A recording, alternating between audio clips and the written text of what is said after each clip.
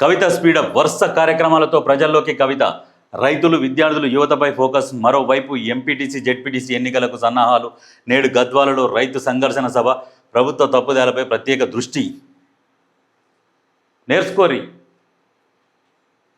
ఈమెను చూసి నేర్చుకోరి.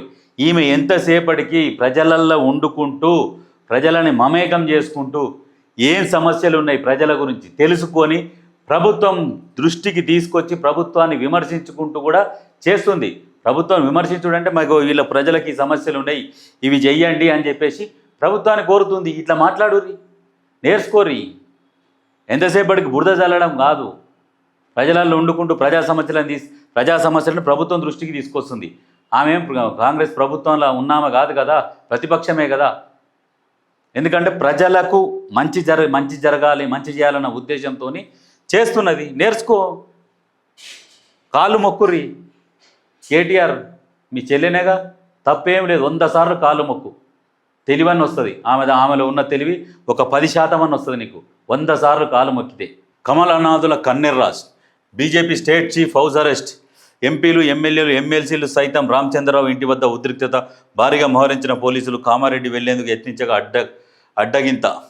ఇలా ఇదే ఇక జై శ్రీరామ్. ఆ గుడికాడికి పోయారు, చలో గుడికాడికి, చలో మందిర్, అది ఇది. ఇక ఈ రెచ్చగొట్టుడు, గీయే చేసుడు. అభివృద్ధి గురించి ఎన్నడన్నా ఇట్లా కొట్లాడిర్రా ఈ బీజేపీ వాళ్ళు? ఈ అభివృద్ధి చేయాలి, దీని గురించి మేము చలో ఇది ముట్టడిస్తాం, అసెంబ్లీ ఇది అభివృద్ధి చేయండి ఎన్నడన్నా మీ బతుకులకు? ఈ నిధులు తీసుకొద్దాం ఢిల్లీ నుంచి, ఉన్నది బీజేపీ ప్రభుత్వం ఉన్నది కేంద్రంలో, నిధులు తెస్తామని ఎన్నడన్నా?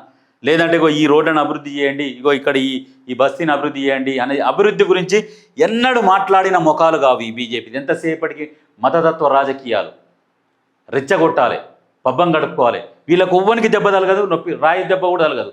అంత మళ్ళీ కార్యకర్తలకే దెబ్బలు తలుగుతాయి.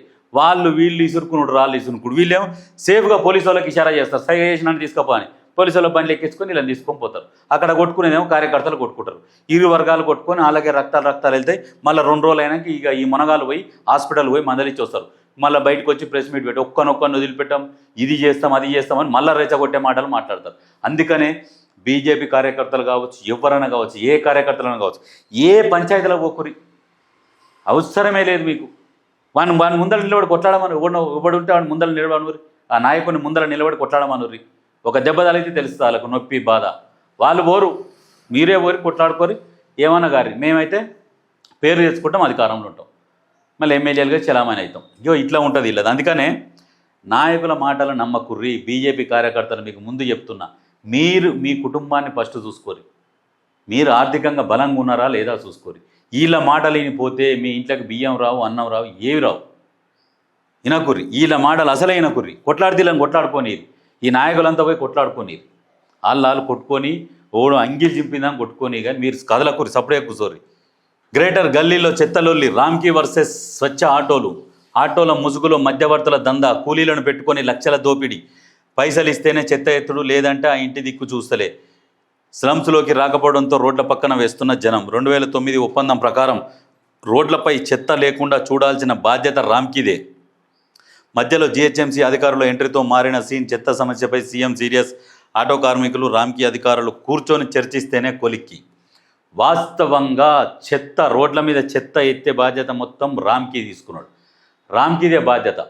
అయితే ఈ స్వచ్ఛ ఆటోలు ఉన్నాయి కదా, స్వచ్ఛ అని ఇప్పుడు ఆటోలు తీసుకుపోయేటి, ఆ తీసుకుపోయేటోళ్ళు కూడా అంతా ఎత్తి తీసుకుపోవాలి. అయితే ఈ ఆటోలు కూడా కొంతమంది ఏం చేస్తున్నారు అంటే ఇంటికి ఇంత ఇవ్వాలి అనేది వసూలు చేస్తున్నారు. ఇస్తేనేమో చెత్త వేసుకపోతున్నారు, లేకుంటే వేసుకపోతలేరు. సరే, పెద్ద 100 రూపాయలు అనేది పెద్ద లెక్క కాదు. సరే, ఇస్తే వాళ్ళకు కూడా దేనికో దాని ఖర్చుకైతే ఇచ్చి చేయించుకోవాలి. కానీ దాంతోపాటు కొంతమంది ఆటోలు కూడా మరి ఈ రామ్కి వాళ్ళు, ఈ స్వచ్ఛ వాళ్ళు ఇద్దరు కూర్చొని మళ్ళీ మాట్లాడుకొని హైదరాబాద్ని నీట్గా ఉంచాల్సిన బాధ్యత మీదే అని చెప్పేసి చెప్తున్నాడు.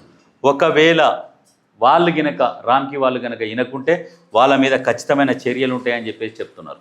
చూడాలి ఏం జరుగుతుంది.